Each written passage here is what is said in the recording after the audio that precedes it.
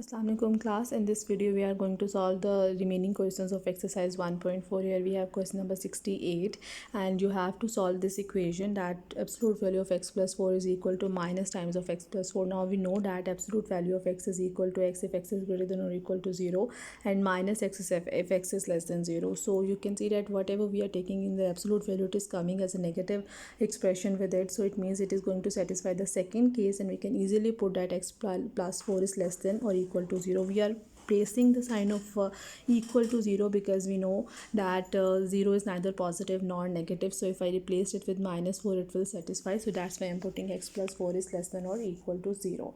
Now it means x is less than or equal to minus 4. So the corresponding interval is minus infinity to minus 4 closed from minus 4. Next we have question number 70. Absolute value of 3x minus 9 is equal to 3x minus 9. So it is making the first case, and I will put it to be greater than or equal to 0. So x is greater than or equal to 3 means 3 to infinity closed from 3. Next we have question number 72. This is an important question. In question number 72 you can see that we are having variable on both sides. That is absolute value of 7 minus 2x is equal to 5 minus x.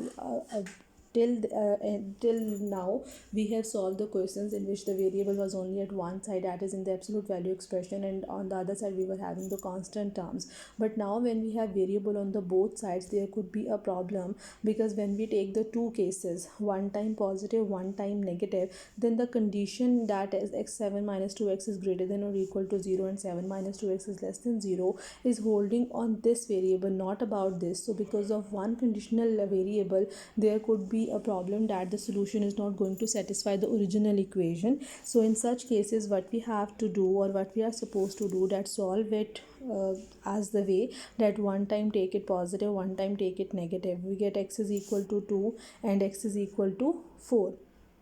So one method is this, that you have to keep in mind that we are putting a condition on the variable, that when we take it positive, it is greater than or equal to 0, that is x is less than or equal to 7 by 2, which is basically 3.5. So x is equal to 2 is within this interval, that's why it could be a solution.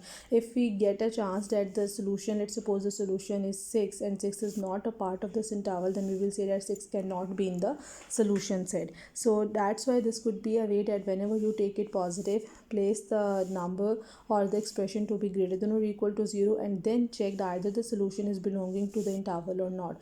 Now for the second case, when we take a 7 minus 2x to be negative, the expression should be less than 0, that is x is greater than 7 by 2, that is 4 is lying within this interval, so it could be a solution. Otherwise, if 4 does not belong to the interval, it will not be a solution. But if you are feeling problem in having the conditional domains or the separated domains and then checking the interval, there could be another way to solve such equations or the questions, that solve it in the simple way, one time positive, one time negative, without having any condition. Solve it for the way that one time we are taking it to be positive and the answer is x is equal to 2, then I take it to be negative and the answer is x is equal to 4.